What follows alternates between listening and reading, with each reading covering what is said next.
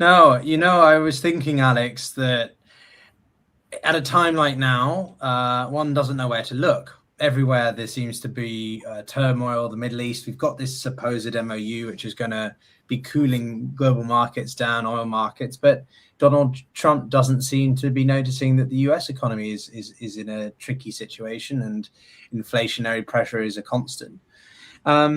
It's a while since we've had you on. Everyone, welcome back to the show. We are joined by Alex Krainer, expert on the economics and Krainer Analytics. I think that's what your company's called, isn't that right, Alex? But yes, correct. I guess where to start with is, what do you think of the purported deal between Oman and Iran that's imminent? If anything comes through from that, is that the Iranians feel like they're in control.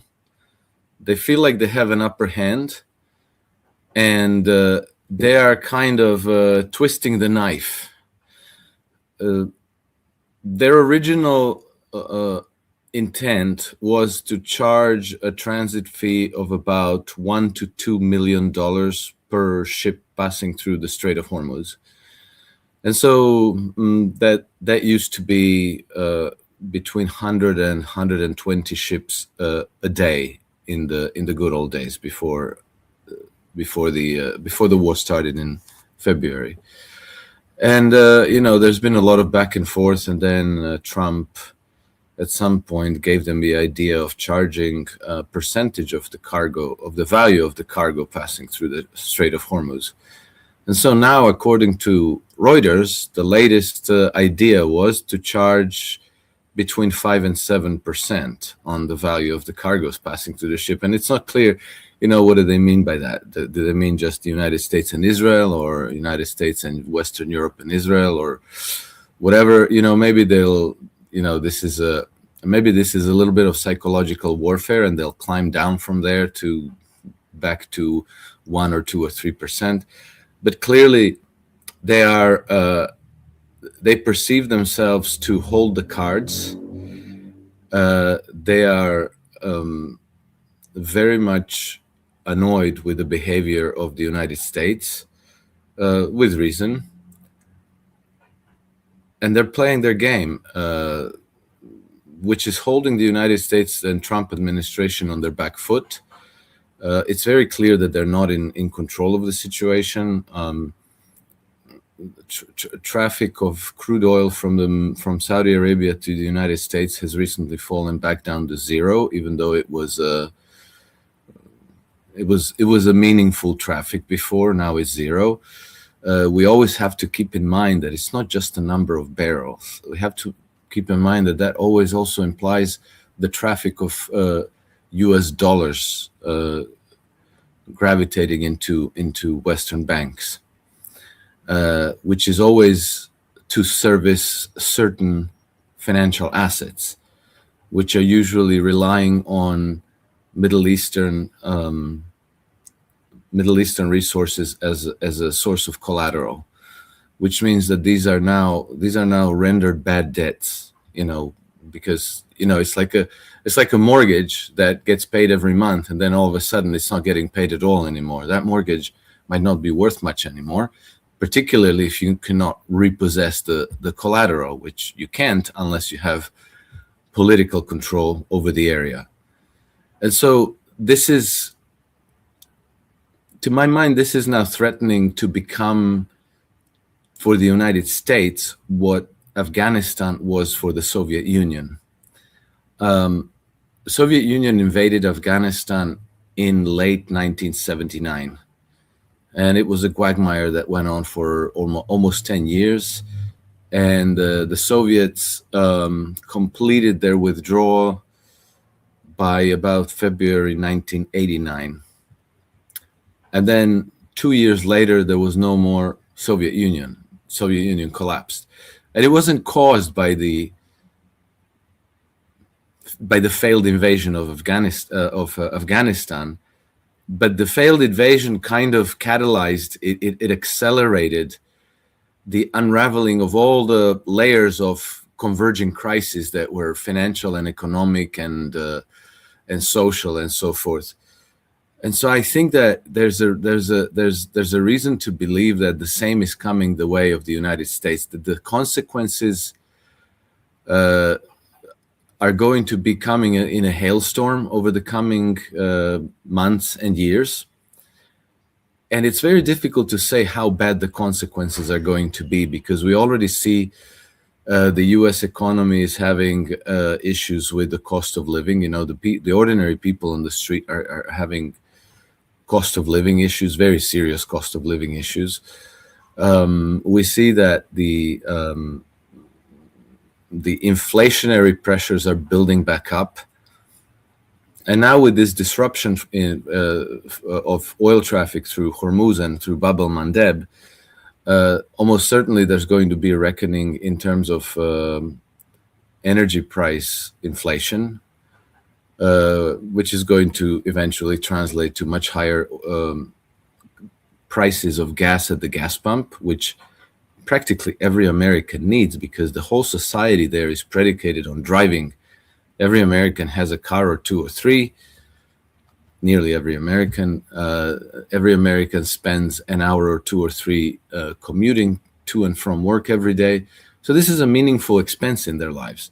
So whether you're paying $2.50 per gallon to fill up your tank, or you're paying $4 or $5 or $6 per gallon, is a massive difference.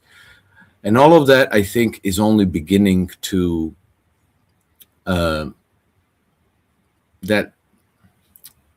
hailstorm of consequences is only beginning to make itself manifest.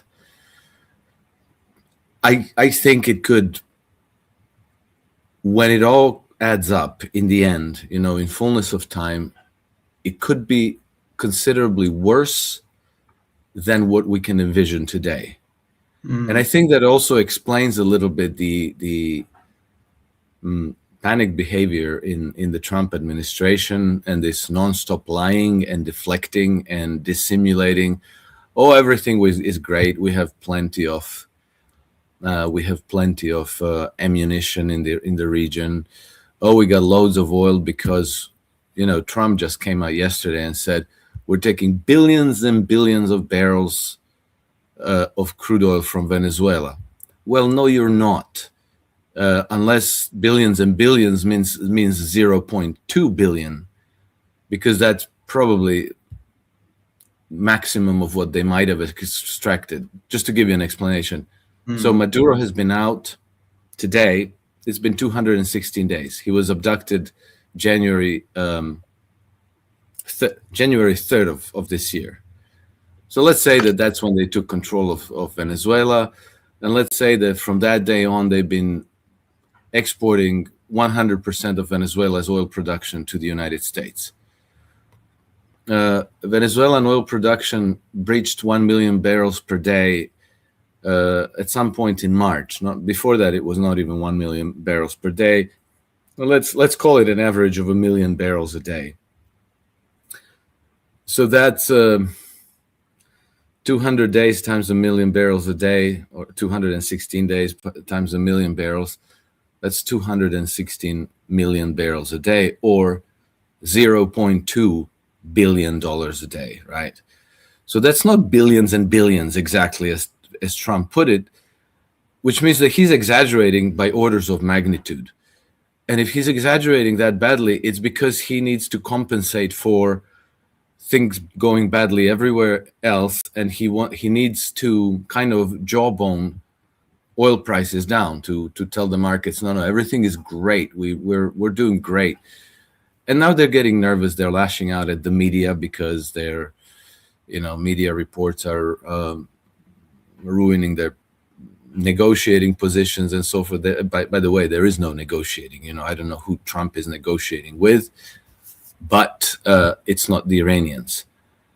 And so, well, Alex, on that point, I kind of just wanted to get your thoughts. You can, enunciate, but look, the MOU or agreement, we don't even really know what this thing is coming out between the Omanis and the Iranians, but that's precisely the key point. What we do know is it's just between those two. The Americans aren't even involved, and I think that's an incredible embarrassment. But what's also quite interesting is the lack of bombastry, if that makes sense, from Trump. Like he's not getting agitated about it. He's sort of, it's almost like he's gone through the five stages of acceptance or whatever, right? Yeah. And the last one, he just accepted that this is the deal being made with him sidelined. So what does that tell you about his ability to influence things from the markets as well? The markets look stable because a deal is being made, but it's not with the United States involved. So surely there should be a bit of protection there. Yes, yeah, exactly. So this new position by Iran that they're going to charge 5 to 7%. Who knows? Maybe they don't even intend that. That maybe this is just a psychological jab at the Trump administration to put them on the defensive. But let's say that they mean it. This came out after their MOU with the Omanis, and you're right. This doesn't involve the United States at all. It leaves the impression as though the Iranians persuaded the Omanis, look, we got this under control. We could generate a huge deal of money here by managing the Strait of Hormuz and charging fees for it. And we do it on a 50% basis. It's good for us. It's good for you. And the Omanis who are there, who are present, who are talking to the Americans, who are talking to the Iranians, who are talking to the Pakistanis and so forth, find Iranian position credible. That's the impression that's being given through all this. And Trump administration seemed like they've been completely sidelined. And maybe the new price list is exactly to make that point and to put Trump on the spot where he's going to be getting questioned from the journalists, and he's going to have to explain himself. Whatever he says, you can expect that he will lie. Because he has done so much lying now that pretty much whatever he tells you, if it sounds good, most probably he's lying to you. And that's a very, very poor position to be in, because you're not even convincing your base anymore, your supporters. And I don't know where Trump goes from there, but it really looks like a game over for American hegemony in the Middle East. And with it, the British hegemony, because, we have to not forget, Great Britain had a number of bases in Iran's neighborhood, and they had some shared bases, and the British are very much involved in this whole thing. And this is not just a geopolitical story, this is also a financial story. Because the main reason why you need all those military bases in the region, of which there were 20 some, is because you need to protect your own political control of the region. So you can't control Iran, but you do control Israel and the Gulf kingdoms and Jordan. And what that does is that you're protecting the flow of money from that region towards the Western money center banks, because they have, through their corporations, like whatever BP and Shell and KBR and Halliburton and so forth, they have very large, very significant investments in that region, and they are those investments represent are assets on the balance sheets of Western banks. So they're loans given to these corporations to develop the trade of oil, natural gas, whatever else is coming through there, urea, artificial fertilizers, helium, and on and on and on. The ports, there's very important trade hubs there for container traffic and so forth. So it's very, very extensive as a whole trade hub, that region. And so now all those, as the flow of traffic has been severely restrained, the flow of money that's based on that traffic of cargoes is down close to zero. And it means that those assets are now, how do you call them? They're bad debts. Okay, they're bad debts. They're not being serviced, which would, in normal conditions, in a free market economy, it should lead to banking collapses. So Western banks would now be either collapsing or they would be on the verge of collapse. They're not, because since the last financial crisis, the banks have staged kind of a coup in the West, which, the difference being that they basically have taken control of the monetary policy in all the G7 countries. And what that means is, if you remember the global financial crisis of 2008, then Treasury Secretary Henry Paulson had to go to Congress, and he had to beg the Congress to give them a $700 billion bailout for these exact reasons. The overhang of bad debts that couldn't be resolved.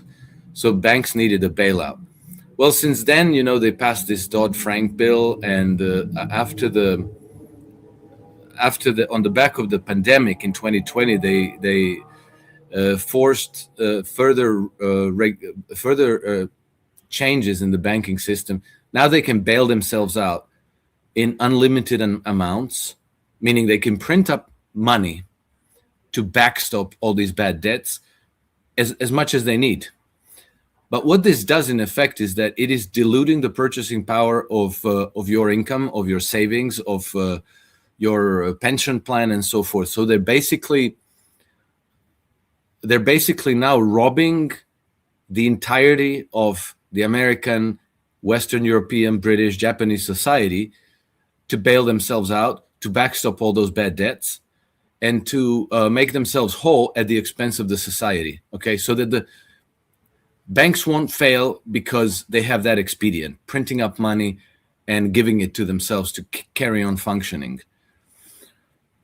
What that means in the end is that we get hyperinflation. We get robbed blind because our money is, over the course of time, going to be becoming worth zero.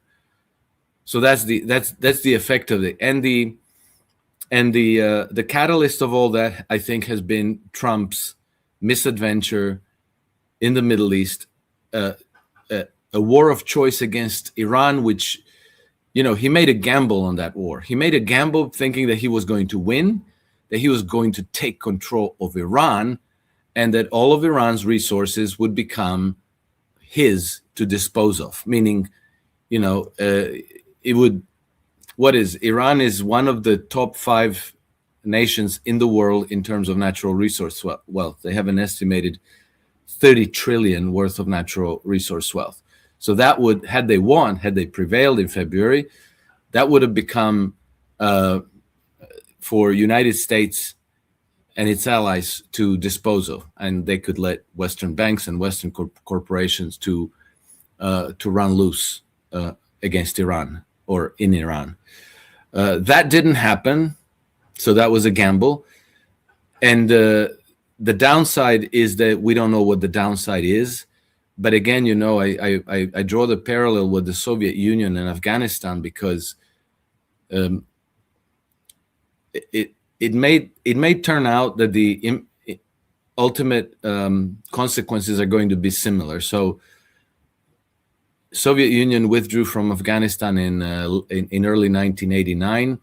In the early 1991, Soviet Union collapsed, and in the early 1992, because Soviet Union kept its monetary system intact another year after it collapsed, based on the advice of Western financial and economic advisors and the IMF and the World Bank and so forth. So they only changed the monetary system and they liberalized the pricing regime in I think it was February 1992, and then overnight, inflation hit 500%. So from one day to the next, the price level in the whole in Russia, in the whole of Soviet Union, went up fivefold, and then reached 3,000% within 1992, within that same year. And I wonder if we're not going to see something similar in the case of the United States, but not only because, Western Europe and Great Britain are pretty much in the same boat when it comes to these financial imbalances, the unpayable debts, the bad debts in the system, the banking system that has taken control of the whole monetary financial system in Western countries, and the inability to gain political control of their target colonies in the Middle East. Yeah. I mean, look, a couple of things I'd say to that, Alex. I think there's a lot of truth, but also we've been having this discussion with several other people on the show at this point, and certainly the United States is losing its hegemonic status globally as well as in the Middle East. But the question is, if it's losing it, who's replacing it? Or is it just being so fragmented across everybody? Because China's not coming in there. You know the economics of China. They can't be a reserve currency because they have a closed capital account. If China genuinely wants to be an alternative, an equal alternative to the United States, it's going to have to make a lot of structural changes internally to allow that. And from my understanding, which is quite a lot about China, they don't have really that much aspiration.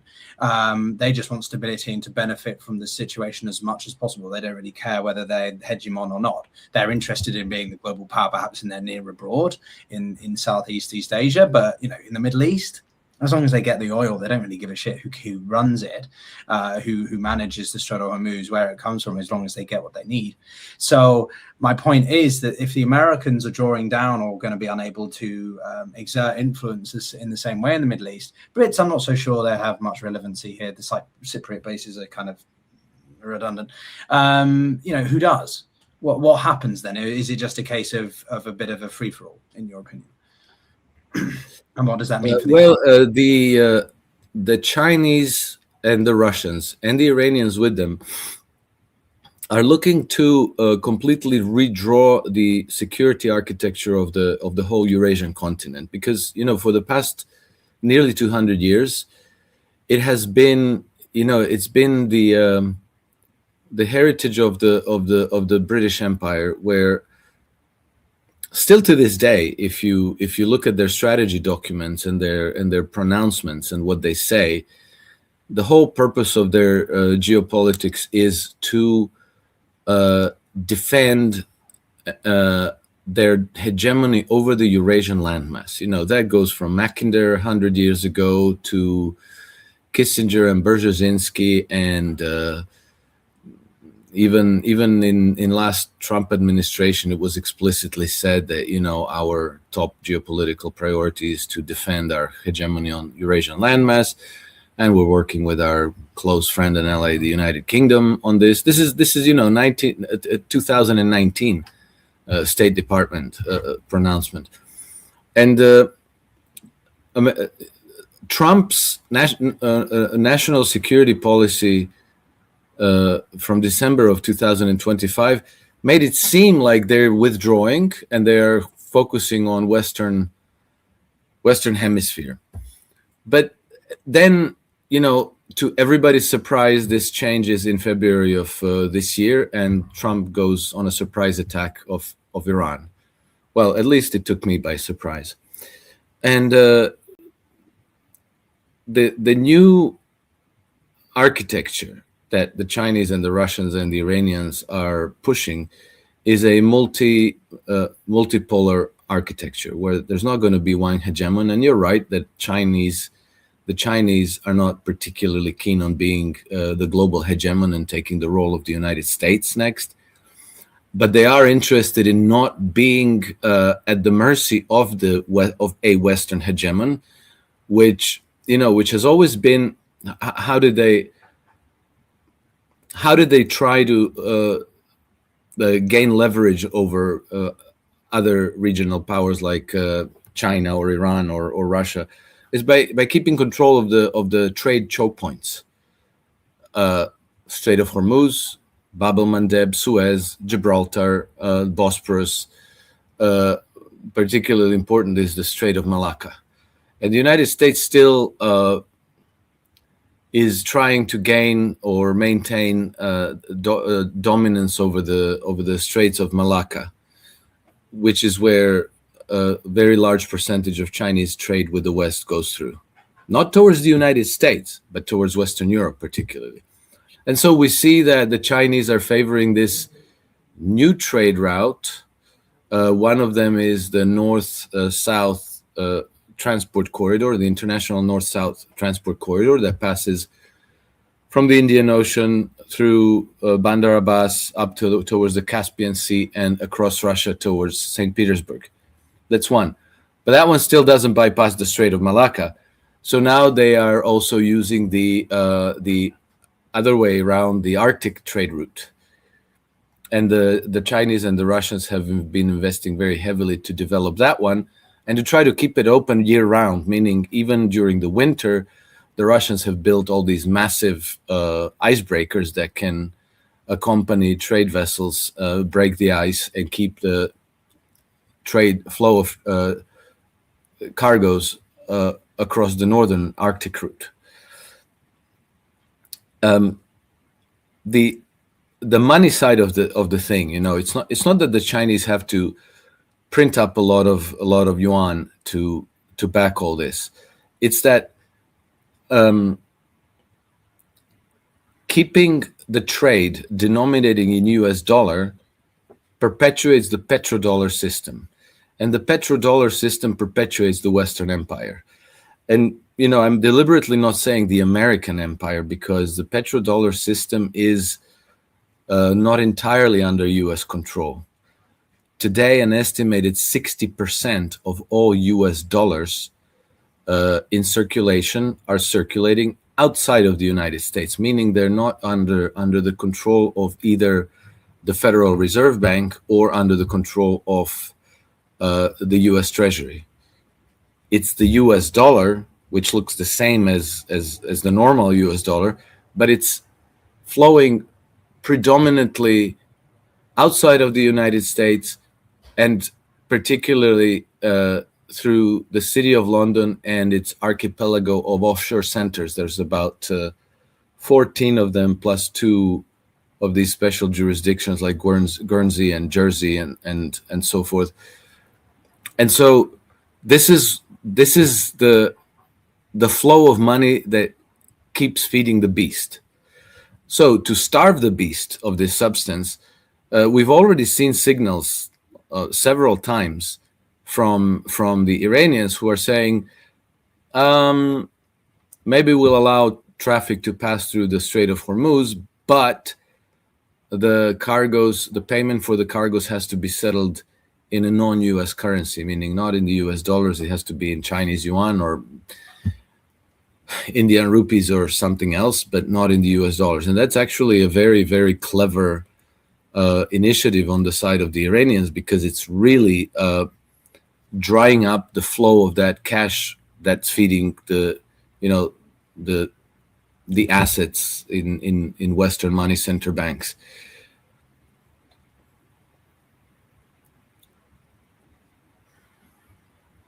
Sorry, my laptop was a bit laggy there. Okay, so no, look, I mean, I think that there's a lot to be said there about the propensity. I think it all comes down, to put it this way, I think it all comes down to Trump's desire to sort of self-sabotage, the weaponization of the dollar, the overutilization of sanctions, of tariffs. It's forcing so many nation states to want to diversify, decouple, de-risk, etc., etc. But again, it sort of comes back to, if we use the petrodollar as the example, how feasible is this? Because the Saudis, they're going to improve relations with the Iranians. I've just read a bit of an update on the deal, and it seems like it's going to be announced by the UN Maritime Organization and the US, and it's been sort of, endorsed, co-signatories by the Gulf states. So it shows you that the Saudis want to improve relations with Iran, even if, let's not get ahead of ourselves, they're suddenly normalized, but they want to improve the relations to a point where they can just sort of coexist in whatever way it is. But that still doesn't solve the security concerns of the Saudis, right? It doesn't resolve the petrodollar. If the Americans are going to implode and the dollar is going to go down and the global recession, et cetera, what happens to the petrodollar? What happens to the Gulf states and all that angle of it? Is that where China comes in? Because again, I'm still a little bit unsure. Yeah, I look, you're right, but did I hear you correct that Trump wants to self-sabotage the petrodollar? Is that what you said? He's effectively doing that. I'm not saying he wants to do that, but by going to war with Iran, by utilizing tariffs, by alienating allies, let alone adversaries, he is self-harming, right? He's making the United States a lot weaker, and he doesn't need to. That's my point. Yeah, well, I think it's very interesting that you said that, because that does appear to be the case. I just don't understand why and how he would be doing this, since there's no way for him to look like anything other than a loser by achieving that. Even though, in the final analysis, this would be the best thing for the United States in the end, as the United States as a sovereign nation, rather than the military enforcement arm of the empire. That the whole imperial structure collapses, and the United States is forced back home to develop like a normal economic and geopolitical power in their own hemisphere. So it would appear that everything Trump is doing is leading towards that. But when you look at the sequence of events, Trump is looking like a big time loser in all this. So it is kind of self-harm, and it is kind of like a political suicide in a man. And in everything he says, in everything he does, it appears that he's lost control over the events, and it's almost like there's a divine intervention guiding him in the direction things are developing. And he's a reluctant follower because he's painting himself into a corner. Anyway, I thought what you said was very, very, very interesting and very perceptive. But I don't know what happens between Trump's 2 ears and what happens in these cabinet meetings. But I can't imagine that they're going like, "Yay, we're doing it. This is great stuff. We look like a bunch of clowns and losers, but." Ultimately, we're going to get our withdrawal from from Afghanistan and Iraq and Syria and the whole region, and we're not going to be an empire anymore, and so forth. With regards to Saudi Arabia, it's like they do have a massive security concern. You're right, and I've also thought, even though it's hard to discern it, that they should want to have good relations with Iran. And that the Iranians should want to minimize the fallout from this conflict with the Gulf state, or at least with Saudi Arabia as a major power in the region. UAE, Qatar, Bahrain, doesn't matter. They can end up as roadkill. But Kingdom of Saudi Arabia is kind of big and important there. Kingdom of Saudi Arabia has spent hundreds of billions of dollars buying protection racket from the United States, and now it turns out that the United States can't really protect them. They've been selling them these super expensive weapons systems that don't really work, that the United States cannot produce at scale in case there's an actual conflict, because you bring them the glossy brochure, you show them these Patriots and these Attackams and Heimers and all these glossy, shiny things, and they look like they work, but they work in strictly controlled experimental conditions. When you get a swarm of cheap drones, you're overwhelmed. There's no chance that you can defend yourself, and so they're completely exposed to Ansar Allah in Yemen, and they're completely exposed to Iran, IRGC, and to Iranian proxies in Iraq. So they have to make nice with them. And even this recent Saudi attack on Yemen, and then them blaming Iraqi militias for the attack on Abqaiq Aramco facilities. It seems to me that something's not being reported truthfully from there. And maybe, the Saudis' hand has been forced by the Americans or by the Israelis, and that the Saudis are desperately trying to avoid full scale of war with Iran, because that could very probably result in the Saudi kingdom collapsing completely, and who knows what remains of Saudi Arabia. Saudi means Saudi, meaning like the Al Saud family. So it's like a kingdom named after the royal family there. Well, what's left if the royal family collapses? It's going to be Arabian Peninsula. I don't know what's gonna be left. On that point, though, because there's two things I would say. So, firstly, why hasn't the Bab el-Mandeb become more of a hotspot?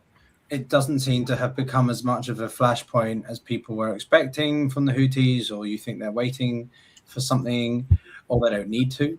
But secondly, just yesterday, the Saudis agreed with the Turks and the Pakistanis, which I called back in May. I called this happening. They've signed an official defense pact, which is a big deal. What does that do? Turkey is. Well, the Saudis signed a defense pact with the Pakistanis already. I don't remember what year was it, but it's a few years ago. I don't know if it was 2021 or 22 or 23. So this is not a new thing. The Bab and it does put the Pakistanis on the spot, because the Pakistanis want to be in good relations with Iran, and they are in good relations with Iran, and they have also committed to defending Iran against Israel and so forth. But at the same time, they have this commitment to Saudi Arabia, and it's incredibly complicated, because Saudi Arabia is exposed to Israel, which has major territorial ambitions at the expense of Saudi territory. The greater Israel includes a huge chunk of Saudi territory, and so does Syria and Iraq and so forth. So Israel is a source of danger for them, and Israel is backed by the United States, apparently without any restrictions and without any limits, never mind international law, never mind treaties, never mind agreements. Israel gets what they want. So that's a real source of risk. And Iran is the only power in the region that can take that risk out for all of them. But at the same time, they're very, very nervous about Iran becoming the next hegemon, because Iran really is an overwhelmingly powerful nation in that region. And they don't like the idea of being at the mercy of the Iranians. So now you have this talk between Turkey and Saudi Arabia and Pakistan of some kind of a new military alliance to kind of contain Iran. But at the same time, Iran is their sole reassurance against in favor of containing Israel. So it's just like layers upon layers upon layers of incoherence and nonsense and complications. And I think that ultimately the Chinese role might be the element that cuts the Gordian knot, because the Chinese are going to be lobbying in favor of the Iranians, and they're going to, at the same time, going to keep the Iranians behaving, reasonably. I think the Iranians themselves have every reason to have good relations, because, they are a powerful country, but they don't want to get everybody united against themselves. Because if it comes to that, then, as you noted, Turkey, which is a major military power, and Pakistan, which is also a major military power, might end up dragged in an alliance against Iran. And now, that's a much bigger conflict right there. Saudi Arabia, if it's going to survive, is going to have to make nice with Iran. They're going to have to make nice with China and with Russia. And they have been doing this for years now. I think that whatever we might say about Saudis, I think that they are rational, and I think that they are intelligent, and they can read the writing on the wall. And I think that they've understood a long time ago that the Americans, that the protection record they've been paying to the Americans was not going to work out. They've seen what happened to Russia's assets in the West when they decided to freeze them. So, if they could take $300 billion of Russian assets in Western banks and financial institutions, they can do whatever they like to the Saudis. Russia is a nuclear power. Saudis can be, crushed under their feet like nothing, like they're nothing at all. So I think that the Saudis understood that. They have been, they have been already trading with China and with other nations by, switching at least part of their export in petro yuan. And my suspicion, and I don't know this for a fact because it's going to be one of those facts that's going to be concealed until the end, but I would expect that there may be secret, handshake agreements between Iran and Saudi Arabia. Saudi Arabia has to extricate itself from the Western alliance, and they have to start to build up assets in the multipolar world, on the other side, meaning primarily in China. In order to do that, if they do this overtly, if they pick up the phone and call Trump and say hey, we don't like this arrangement anymore, so from now on we're going to be selling half our cargoes in Chinese yuan. They would come under sanctions right away. They might get their assets freezed straight away. It will be a huge problem. But if the Iranians come out and say, hey, guess what? We're not going to let you sell any oil other than in Chinese yuan, then the Saudis can go to their ally, United States, and say hey, they're forcing us. We can't do anything. Why don't you kill them for us? Oh, you can't. Well, that forces our hand. We have to start selling our cargoes in Chinese yuan.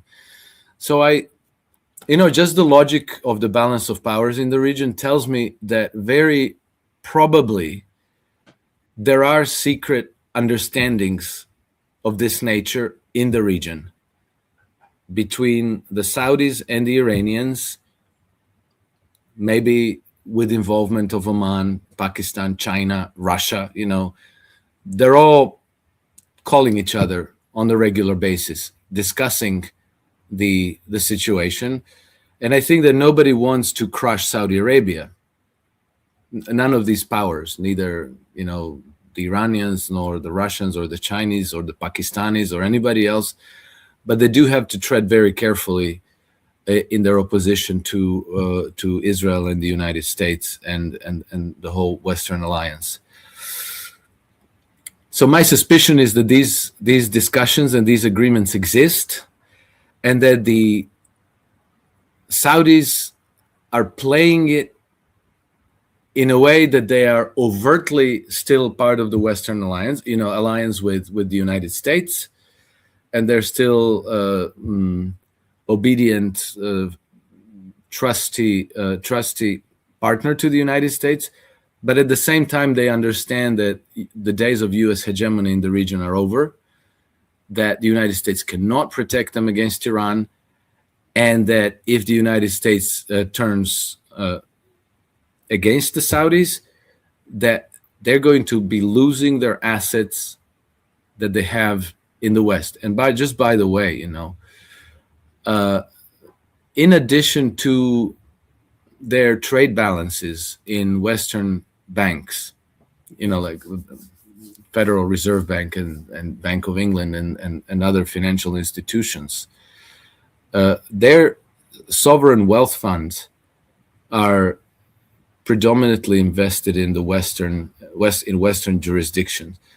And when you add up the trade balances and sovereign wealth fund assets of Saudi Arabia, UAE, Bahrain, Kuwait, and Qatar, it comes close to $5 trillion US.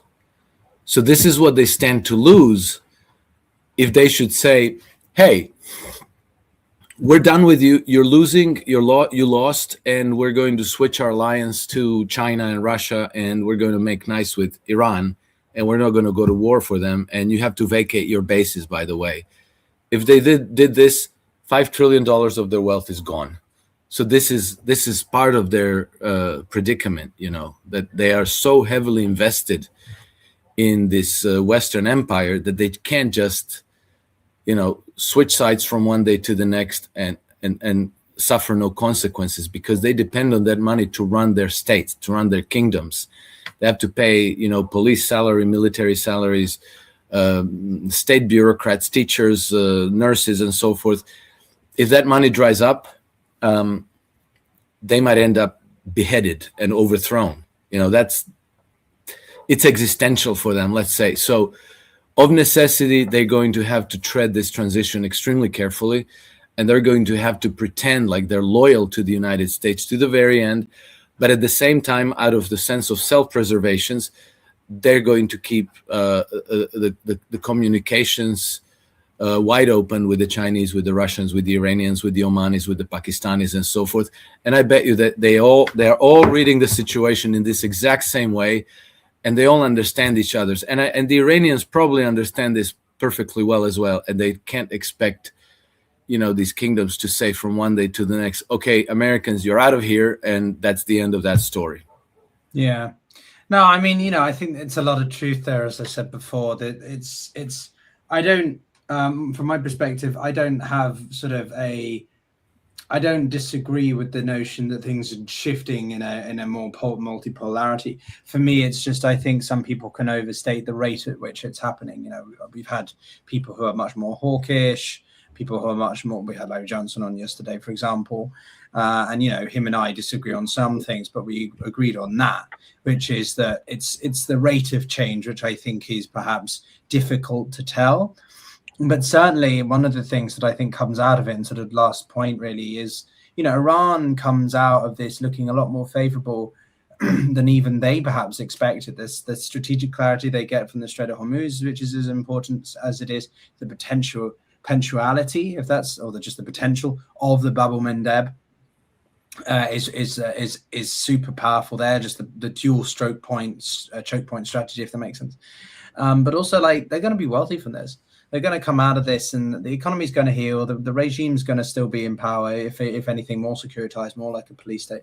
It's going to be even stronger for them. And I think the Gulf states know that that's the reality, right? No amount of American pressure is going to change anything. They've tried military action. It's not worked. Unless they go all in Iraq 2003 style or Gulf War style, nothing's going to change. And even then, it's not a guarantee. So, yeah, I think what you're seeing is a lot of hedging and a lot of realization of that. A regional. Oh, incidentally, Pyotr, I didn't address the part of your question about Bab el-Mandeb. Sorry to interrupt you, but I meant to. No, but that's fine. Let's end on that point. What do you think will happen there? Briefly? Yeah, so my take is that they are. It seems like it's not a big deal at the moment, but I think that part of the reason why it seems that way is because the United States doesn't want to talk about that. The Saudis don't want to talk about that either, because it's a huge deal, and it's such a huge deal that there was a 7-year proxy war between Saudi Arabia and Yemen going on between 2015 and 2022. That war never ended, by the way. It ended. The kinetic part of the war ended, but there was never a peace treaty between Yemen and Saudi Arabia. So it's an active, it's an active hostility still existing there, and the whole point of that war was to secure the Bab el-Mandeb Strait, to make sure that a hostile power cannot seize control of that very important choke point, so that they couldn't block traffic of oil from the Red Sea to the global market coming from Saudi Arabia. Well, that has kind of happened now, and it's a huge, because if you just shut off the Strait of Hormuz, that takes out let's call it 10 to 12% of the global oil supply from the oil markets. But if you shut off the whole region, meaning including Bab el-Mandeb, that could go up to 30%. So suddenly 30% of the global crude oil supply just vanished from the market. That's a massive hit. Okay, so you have the Suez Canal still, which the Houthis can't shut off. But Suez Canal is a choke point, and it's a bottleneck because you cannot pass very large and ultra large crude carriers through the Suez Canal. There's a limitation of size of tankers, which is called Suez Max, which is about 150,000 metric tons. So you would have to run a lot more ships through the Mediterranean, through the Suez Canal. That's not cheap either. And so definitely you've destabilized the oil markets in a massive way, which could, I have to explain this. There was an attack on the Abqaiq oil facilities of Saudi Aramco in 2019. Okay, so the attack happened on I think it was 14 September 2019, which was a Saturday. On Monday, when the markets opened, the price of crude oil had the biggest single price jump in history of oil markets, which was I think between $8 and $9 per barrel. Everything else was fine. There was no chokehold on Strait of Hormuz. There was no, there was war between Saudi Arabia and Yemen, but that was that. There wasn't this bigger, greater regional war that was jeopardizing fully 30% of global oil production. It was just Houthi missile attack on Abqaiq facilities owned by Saudi Aramco. That's near the Gulf of Persian, near the Persian Gulf. $8, between $8 and $9 a barrel in one day. Everything else is fine. Now we had the same attack on Abqaiq facilities of Saudi Aramco. We had an attack on the East-West pipeline. We had an attack on Red Sea facilities and Port Yanbu. So it's orders of magnitude bigger. But what happened? Oil price went down. It went down like 6% one day. It went down another 3% the next day. That was 10 days ago, right? So oil prices now are far too low compared to where they could be. And this is, I think, why they don't want to make a big deal out of Bab el-Mandeb. They want to pretend like, oh yeah, let's not talk about that. Disperse. There's nothing to see here, because it could be, if it could be one of those factors that could cause a stampede, that could cause a panic in the market. So they're like, yeah, no big deal. It's just Bab el-Mandeb. Who knows where that is? That's nothing, probably. And I think that's why they're creating this impression that it's no big deal, but it's actually a huge deal. No, and if the markets acted the way they did in 2019 and before that, I've been, trading oil actively for over 30 years now. We've already been at $120 a barrel in 2022, and we've been at $140 a barrel in 2008. So, now we're below 100. We're like $80 a barrel ish on Brent. It could be 150. It could be 200. It could be 300. Yeah, that's why they want to pretend like this is nothing. Don't pay attention to this one. Yeah, no, it's still a powder keg, I think, waiting to kaboom. but the markets seem weirdly detached from it. But Alex, as always, I want to say a big thanks to your great analysis, and it's nice to have a bit of a back and forth as well. Everyone for watching. If you're on Substack, if you're on YouTube or anywhere else, and of course do check out Alex's work and subscribe if you enjoy what you see, if you enjoy what you hear, or if you don't, but you like to be mentally challenged. And we'll see you all very soon. All right. Have a good one. Take care. Thank you.